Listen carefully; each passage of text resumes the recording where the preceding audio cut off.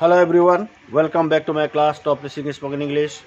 दोस्तों, मैं आज आप लोगों को मेरे class top teaching spoken English में स्वागत करता हूं और मैं चाहता हूं कि आप लोग मेरे ये जो क्लास है डेली यूज़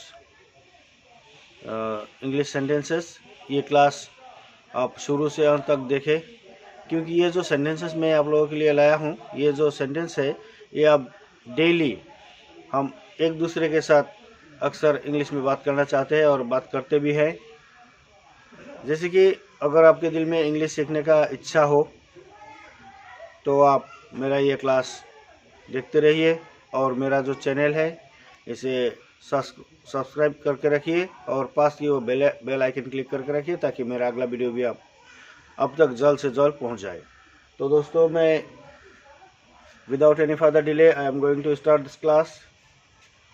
देखिए, मुझे समझ में आ रहा है, हम कभी कभी कुछ छोटे छोटे बात को मुझे समझ में आ रहा है। ये जो बात है हिंदी में कहने के लिए 4-5 शब्द यूज़ किया जाता है, 4-5 शब्द इस्तेमाल किया जाता है, लेकिन इंग्लिश में कहने के लिए आप सिर्फ या 3 शब्द यूज़ करने से भी चलेगा। आई एम गेटिंग, मुझे समझ में आ रहा है। ये जो आ रहा है, ये जो सेंटेंस है, ये सारा सेंटेंस हम इंग्लिश में छोटी सी मतलब I am getting, yes I am getting बोलने से भी चलेगा। आई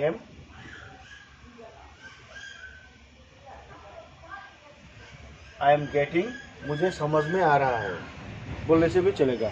तो इंग्लिश बहुत ही मज़ेदार लैंग्वेज है, भाषा है। तो सीखने के लिए भी बहुत लोग तमन्ना दिल में पल रखा है लेकिन सीख नहीं पा रहा है, कोशिश ना करने की वजह। तो इसलिए मैं कह रहा हूँ कि कोशिश कीजिए, प्रैक्टिस कीजिए, तो आप भी इंग्लिश सीख जाएंगे। जल्दबाजी का काम शैतान का होता है, ये एक इससे प्रभाव कहते हैं। मतलब ये जो सेंटेंस है, हरी स्पॉइल्स करी।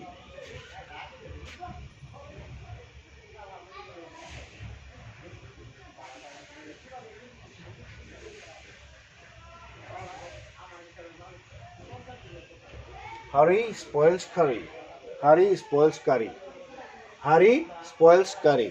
जल्दबाजी का काम शैतान का होता है, मतलब जल्दबाजी में बहुत ही नुकसान होता है, इसलिए हरी स्पॉइल्स करी बोला जाता है। समझ में आ गया, समझ में आ गया, got it, got it.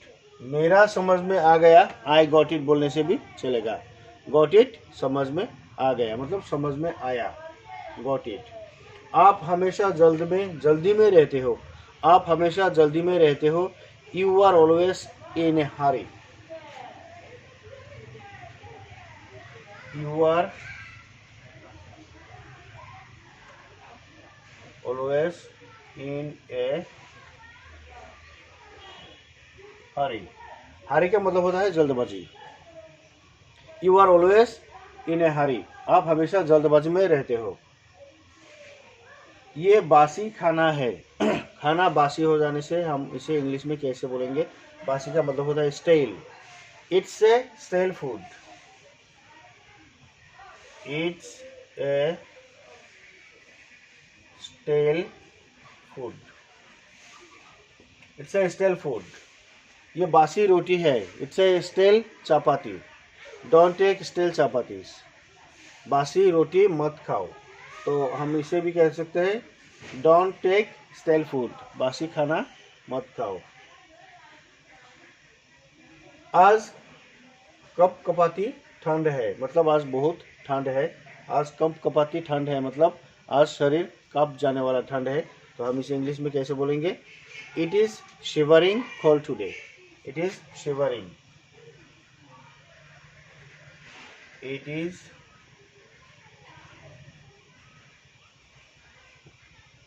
Shivering cold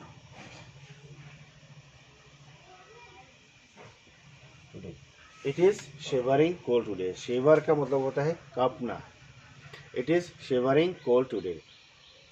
मैं घर जाकर खाना खाऊंगा।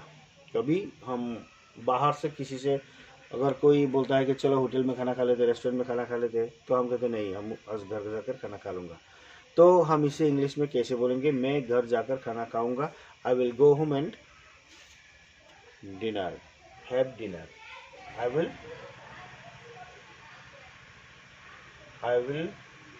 Go home and have dinner.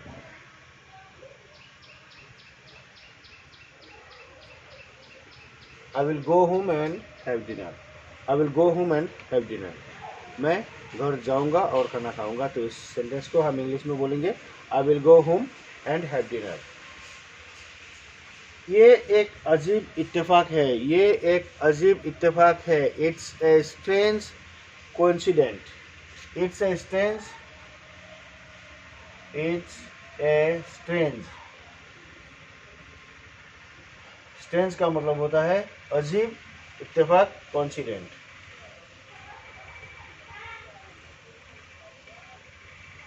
Coincident, it's a strange coincident. It's a strange coincident, ये एक अजीब इत्तेफाक है। It's a strange coincident. Coincident का मतलब होता है इत्तेफाक, और ये जो है स्ट्रेंज, अजीब। जुकाम से मेरा हालत खराब है। जुकाम से मेरा हालत खराब है। ये I am down with cold. जुकाम से मेरा हालत खराब है। I am down with cold. I am down with cold. I am down with cold. जुकाम से मेरा हालत खराब है। जुकाम होने की वजह से मैं डाउन हूँ, मेरा गला बैठ गया है, मैं बात नहीं कर पा रहा हूँ। ये जुकाम का वजह से हो रहा है। तो I am down with cold. मेरा नेट खत्म हो गया है। मेरा नेट, या नोटे हो रहा है। मेरा नेट खत्म हो गया है। मेरा, ये इंग्लिश में हम कैसे बोलेंगे? ये जो सेंटेंस है, नेट पैक 28 या 24, 23 हो गया आजकल का महीना जो है नेट पैक का। तो मेरा नेट खत्म हो गया है। हम इसे इंग्लिश में बोलेंगे I have run out. Run out का मतलब होता है खत्म हो जाना। I have run out of my net.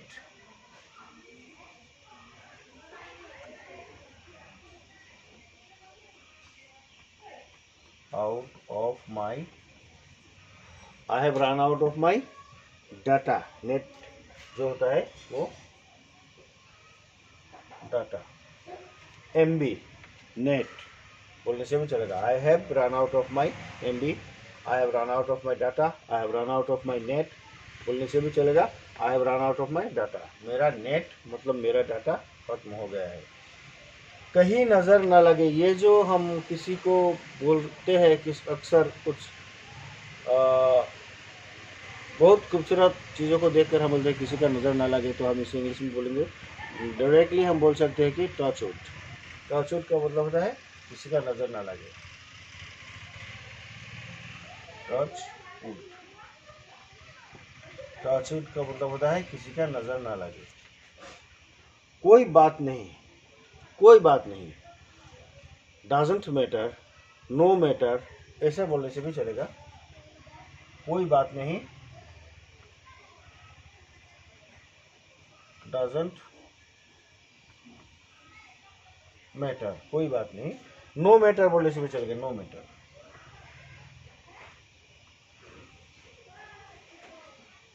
No matter, कोई विषय नहीं, कोई बात नहीं बोलने से भी चलेगा, डजंट मैटर। क्या मुसीबत है, क्या मुसीबत है, क्या मुसीबत है बोलने से भी हम इंग्लिश में इसे कैसे एक्सप्रेस करेंगे? क्या मुसीबत है, what A bother, what A bother.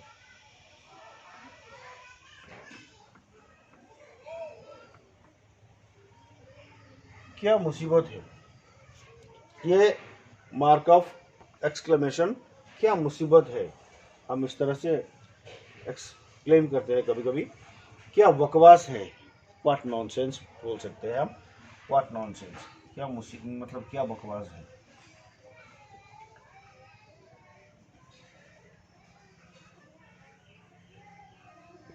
What nonsense, क्या बकवास है। तो फ्रेंड्स, आज का ये जो क्लास है ये नन में ही नहीं है,